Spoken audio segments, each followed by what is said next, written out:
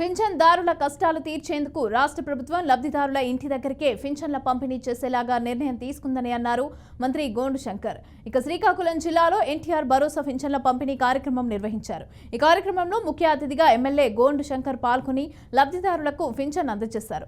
సీఎంగా చంద్రబాబు బాధ్యతలు స్వీకరించిన తర్వాత వృద్ధులకు 4,000 రూపాయలు, అలాగే దివ్యాంగులకు 6,000 రూపాయలు అందిస్తున్నారని అన్నారు.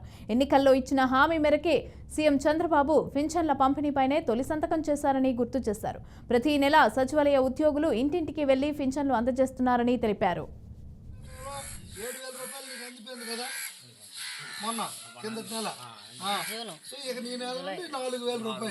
ఒకేసారి పెంచాను. అది 4,000 వస్తుంది. లెక్కెట్టు 1, 2, 3, 4,000 రూపాయలు.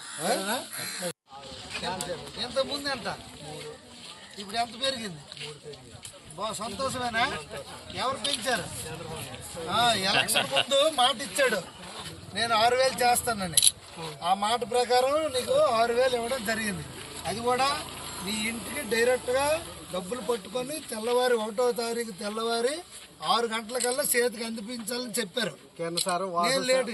ఆశా వర్కర్ వీళ్ళందరూ బాధపడ్డారు. Very good.